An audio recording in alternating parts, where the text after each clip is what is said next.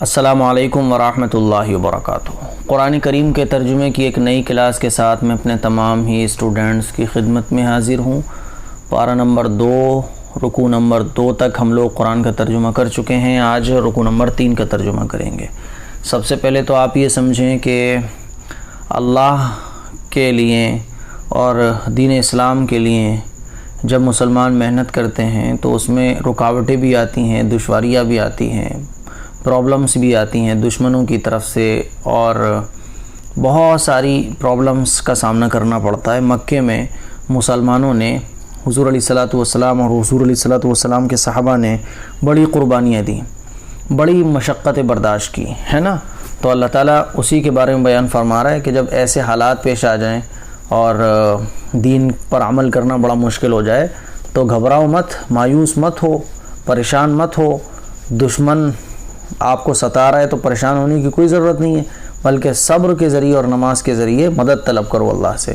یا ایھا الذین آمنوا استعینوا بالصبر والصلاۃ، یا ایھا الذین آمنوا، اے ایمان والو، استعینوا، تم سب کے سب مدد طلب کرو، بالصبری، صبر کے ذریعے، والصلاۃ، اور نماز کے ذریعے۔ اے ایمان والوں، صبر اور نماز کے ذریعے مدد طلب کرو۔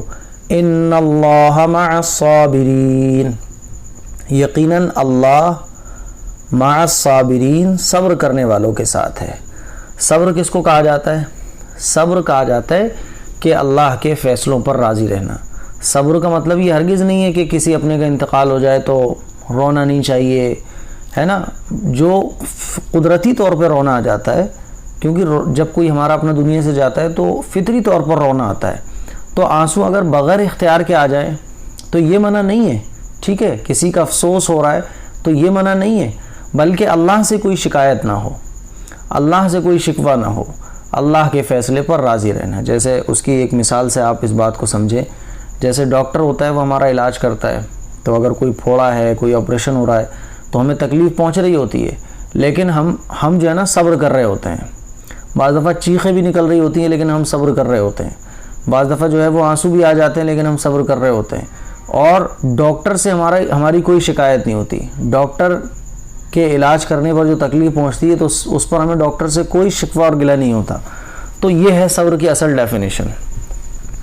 اچھا، اب دین اسلام کے لیے جب ہم کام کریں گے تو ظاہر ہے بہت سارے لوگ شہید بھی ہوں گے، اور دین اسلام کی حفاظت کرتے ہوئے بہت سارے لوگ اپنی جان بھی دے دیں گے، ٹھیک ہے۔ تو اللہ تعالیٰ فرما رہا ہے اگر کوئی تمہارا اپنا دنیا سے چلا جائے تو کوئی بات نہیں ہے، کوئی پہلے جائے کوئی بعد میں جائے، بہرحال سب کو اس دنیا سے جانا ہے، ٹھیک ہے۔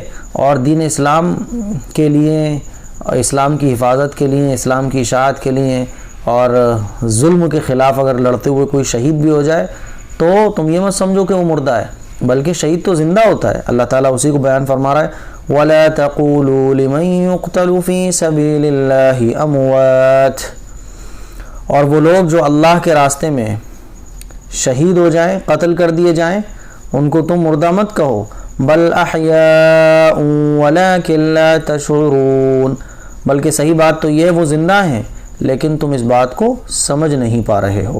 لفظی ترجمہ دیکھیں، ولا تقولوا، اور تم مت کہو، لمن یقتل، لمن ان لوگوں کو، یقتلوا جو قتل کر دیے جاتے ہیں، فی سبیل اللہ اللہ کے راستے میں، اموات مردہ مت کہو، بلکہ احیاء وہ زندہ ہیں، ولیکن اور لیکن بات یہ ہے، لا تشعرون تم اس بات کو سمجھ نہیں پا رہے ہو، وہ تو زندہ ہیں، تم اس بات کو نہیں سمجھ پا رہے ہو۔ آگے دیکھیے، اچھا اللہ تعالیٰ آگے جو آیات ہیں اس میں اللہ تعالیٰ یہ بیان فرما رہا ہے کہ اسلام جس نے قبول کر لیا، اسلام جو قبول کر لیتا ہے اس کو مسلمان کہتے ہیں، تو مسلمانوں پر آزمائشیں تو آئیں گی۔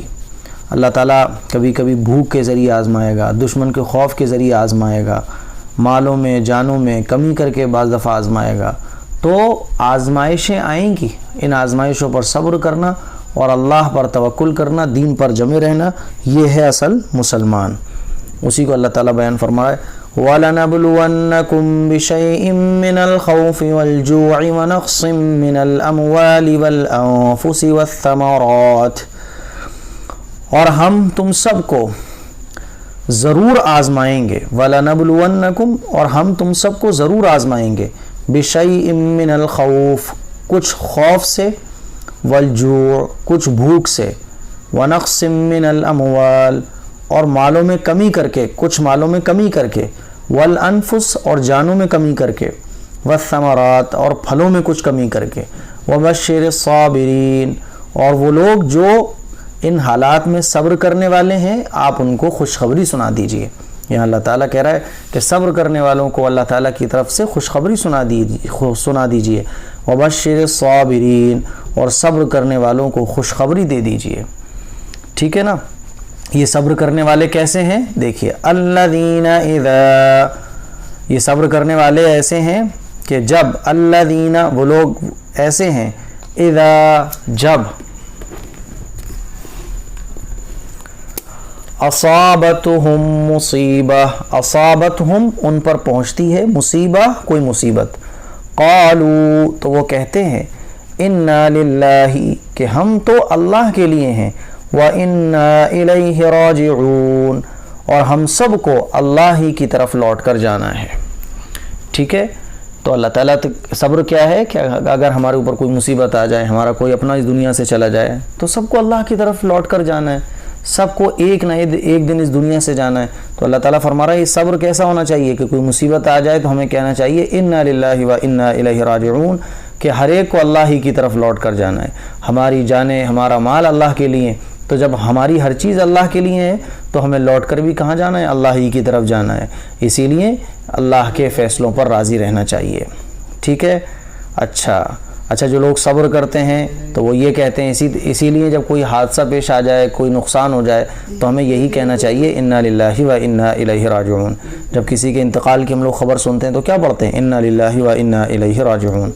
آگے دیکھیے، اولئک علیہم صلوات من ربہم ورحمہ واولئک هم المہتدون یہ وہ لوگ ہیں جن پر ان کے پروردگار کی طرف سے خصوصی عنایتیں ہیں اور رحمت ہے، وَأُولَئِكَ هُمُ الْمُهْتَدُونَ اور یہ وہ لوگ ہیں جو ہدایت پر ہیں۔ ٹھیک ہے؟ لفظی ترجمہ دیکھیے، اولئک یہ وہ لوگ ہیں، علیہم جن پر، صلواتم عنایتیں ہیں، من ربہم ان کے رب کی طرف سے، ورحمہ اور رحمتیں ہیں۔ تو پتہ چلا کہ صبر کرنے کا کتنا بڑا مقام ہے۔ آج کل ہم لوگوں کے اوپر تھوڑی سی پرابلم آ جائے، کاروبار بس پہلے 1 لاکھ روپے کما رہے تھے، بس 6,000 روپے کمانے لگے، تو پھر یہ آ جاتا ہے کہ صاحب دیکھو کام نہیں چل رہا، اللہ سے شکایتیں، کسی نے کام باندھ دیا، عقیدے خراب کرنا ہے۔ صبر کرنا چاہیے، اور صبر کرنے والوں کی اللہ نے تعریف فرمائی ہے، اور فرمایا یہ وہ لوگ ہیں جن پر اللہ کی طرف سے خصوصی عنایتیں ہوتی ہیں اور رحمت نازل ہوتی ہے، وَأُولَئِكَ اور یہی لوگ ہیں، ہم المہتدون جو ہدایت پر ہیں۔ ٹھیک ہے؟ آگے دیکھیے، اچھا صفا اور مروہ یہ 2 پہاڑ ہیں، ٹھیک ہے، اور اس پہاڑ میں کیا ہوتا ہے کہ چکر لگاتے ہیں حاجی لوگ۔ تو صفا اور مروہ یہ مکہ مکرمہ میں 2 پہاڑیاں ہیں۔ جب حضرت ابراہیم علیہ السلام نے اپنی اہلیہ حضرت حاجرہ رضی اللہ تعالی عنہ کو اور اپنے دودھ پیتے صاحبزادے حضرت اسماعیل علیہ السلام کے ساتھ دونوں کو چھوڑ گئے تھے صفا اور مروہ ان دونوں پہاڑیوں کے بیچ میں، تو حضرت حاجرہ رضی اللہ تعالی عنہ پانی کی تلاش میں ان پہاڑیوں کے درمیان دوڑی تھیں۔ حج اور عمرے میں اللہ تعالیٰ نے ان کے درمیان سعی کرنا واجب قرار دے دیا۔ سعی یعنی دوڑنا، تو حاجی لوگ جو جاتے ہیں نا تو دوڑتے ہیں، تو سعی جو ہے نا واجب ہے سعی کرنا، لیکن یہاں جو فرمایا اس میں یہ فرمایا گیا ہے کہ سعی کرنا، یہ فرمایا گیا ہے کہ کوئی حرج نہیں ہے، آگے آئے گا کہ کوئی گناہ نہیں ہے، کوئی حرج کی بات نہیں ہے۔ تو اس میں ہوتا کیا تھا کہ جاہلیت کے زمانے میں یہاں 2 بت رکھ دیے گئے تھے صفا اور مروہ کے درمیان میں، تو بعد میں ان دونوں بتوں کو ہٹا لیا گیا۔ تو بعض صحابہ کو یہ شک ہوا کہ شاید ان پہاڑیوں کے درمیان دوڑنا جاہلیت کی نشانی ہونے کی وجہ سے گناہ ہو، تو اللہ تعالیٰ نے اس شک کو دور کیا کہ یہ جاہلیت کی نشانی نہیں ہے، بلکہ صفا اور مروہ کے درمیان دوڑنے میں کوئی گناہ نہیں ہے۔ ٹھیک ہے؟ ان الصفا یقیناً صفا والمروۃ اور مروہ من شعائر اللہ اللہ کی نشانیوں میں سے ہیں، بلا شبہ صفا اور مروہ اللہ کی نشانیوں میں سے ہیں۔ فمن حج البیت تو جو شخص بیت اللہ کا حج کرے، او اعتمر یا عمرہ کرے، فلا جناح علیہ ان یطوف بہما، تو اس میں کوئی گناہ کی بات نہیں ہے، اس میں کوئی حرج نہیں ہے کہ وہ ان دونوں کا طواف کرے. فلا جناح علیہ، تو اس پر کوئی حرج نہیں ہے، اس پر کوئی گناہ نہیں ہے. ان یطوف بہما، ان دونوں کا صفا اور مروہ کا طواف کرنے میں کوئی حرج کی بات نہیں، یعنی گناہ کی بات نہیں ہے، بلکہ یہ تو حضرت ہاجرہ اور حضرت اسماعیل علیہ السلام جو حضرت ہاجرہ پانی کی تلاش میں دوڑی تھی نا، تو اللہ تعالیٰ نے اسی لیے حکم دیا ہے. ٹھیک ہے، تو مجھے امید ہے بات سمجھ آ گئی ہوگی. اللہ تعالیٰ ہم سب لوگوں کو عمرہ اور حج کرنے کی توفیق عطا فرمائے. آگے دیکھیے، وَمَن تَطَوَّعَ خَيْرًا فَإِنَّ اللَّهَ شَاكِرٌ عَلِيمٌ، اور جو شخص خوشی سے کوئی نیکی کرے تو بلا شبہ اللہ قدردان ہے اور جاننے والا ہے. وَمَن تَطَوَّعَ، ٹھیک ہے، اور جو شخص خوشی سے کوئی بھلائی کا کام کرے، فَإِنَّ اللَّهَ، تو اللہ شاکرٌ قدردان ہے، یقیناً اللہ قدردان ہے، علیم جاننے والا ہے. آگے دیکھیے، آگے یہودیوں کے اور عیسائیوں کے بارے میں اللہ تعالیٰ بیان فرما رہا ہے، کیونکہ یہودی اور عیسائی جو تھے نا، یہ اللہ تعالیٰ کے جو احکامات ہیں اور آخری پیغمبر کی جو نشانیاں ہیں اور جو سچی باتیں ہیں توریت میں اور انجیل میں، اس کو چھپایا کرتے تھے. تو اللہ تعالیٰ اسی کو بیان فرما رہا ہے، ان الذين يكتمون ما انزلنا من البينات والهدى من بعد ما بيناه للناس في الكتاب اولئك يلعنهم الله ويلعنهم اللاعنون، بے شک وہ لوگ جو چھپاتے ہیں اس چیز کو جو ہم نے نازل کی. اور اللہ نے کیا نازل کیا؟ یعنی بینات، روشن دلیلیں، واضح دلیلوں کو چھپاتے ہیں اور ہدایت کو چھپاتے ہیں. من بعد والہدا، اور ہدایت کو چھپاتے ہیں. من بعد، بعد اس کے، ما بیناہ، کہ ہم نے ان چیزوں کو بیان کر دیا کھول کھول کر، للناس، لوگوں کے لیے، فی الکتاب، کتاب میں. ٹھیک ہے، تو اب ترجمہ ہوگا پورا.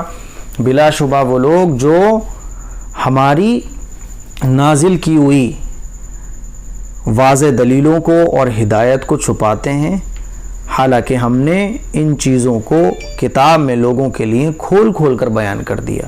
اولئک یلعنہم اللہ، اولئک یہی وہ لوگ ہیں، یلعنہم اللہ، جن پر اللہ کی لعنت برستی ہے.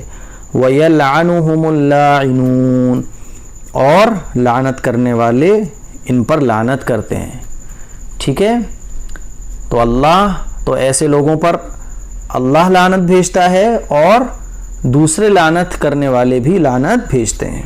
آگے دیکھیے، اچھا ایسے لوگ اگر توبہ کر لیں اور اپنی اصلاح کر لیں اور جو حق بات اللہ تعالیٰ نے پچھلی کتابوں میں بیان فرمائی ہیں ان حق باتوں کو بیان کر دیں تو کیا ہوگا؟ اللہ تعالیٰ بیان فرما رہا ہے، إِلَّا الَّذِينَ تَابُوا وَأَصْلَحُوا وَبَيَّنُوا فَأُولَئِكَ أَتُوبُ عَلَيْهِمْ.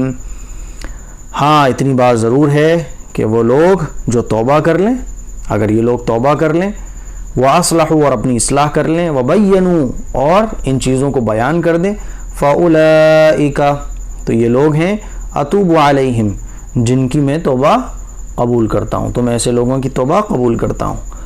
مگر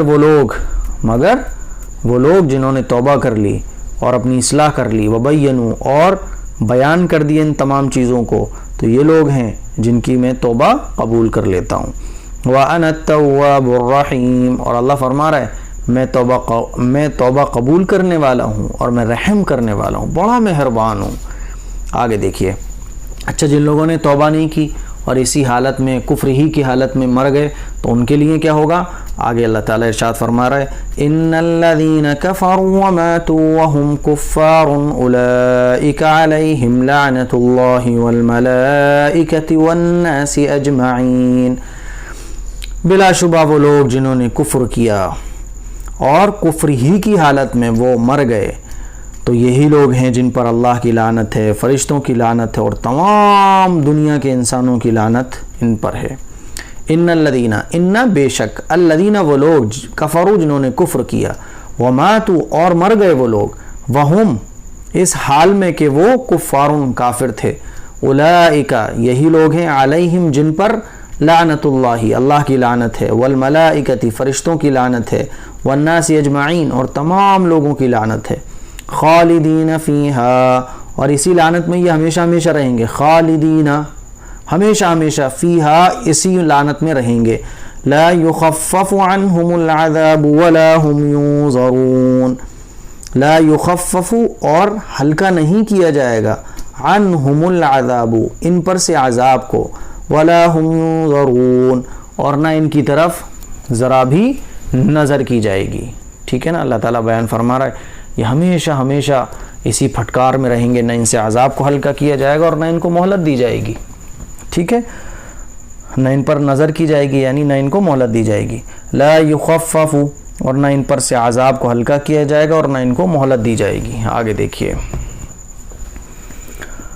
پھر ان چیزوں کو بیان کرنے کے بعد اللہ تعالیٰ بیان فرما رہا ہے وَإِلَٰهُكُمْ إِلَٰهٌ وَاحِدٌ اور تم سب کا جو معبود ہے وہ ایک ہی معبود ہے، وَإِلَٰهُكُمْ اور تم سب کا معبود الہ واحد ایک ہی معبود ہے، لا الہ الا هو الرحمن الرحیم۔ اب دیکھیے اتنی ساری چیزوں کو بیان کرنے کے بعد کہ اللہ تعالیٰ نے اپنے بارے میں بیان فرمایا کہ میں توبہ بھی قبول کر لیتا ہوں، یہ مکار لوگ ہیں، نالائق لوگ ہیں، اگر اسی حالت میں ہی مر گئے تو ان پر جو ہے وہ اللہ کی لعنت برسے گی، عذاب میں مبتلا رہیں گے۔ ساری چیزوں کو بیان کرنے کے بعد اللہ نے بڑے پیار سے سمجھایا کہ دیکھو توبہ اگر کر لوگے اور اپنی اصلاح کر لوگے اور ساری چیزوں کو مان لوگے، ہمارا کہنا مان لوگے، تو اللہ فرماتا ہے میں توبہ قبول کرنے والا ہوں، میں مغفرت کرنے والا ہوں، ہے نا، میں تمہاری طرف متوجہ ہو جاؤں گا، ہے نا۔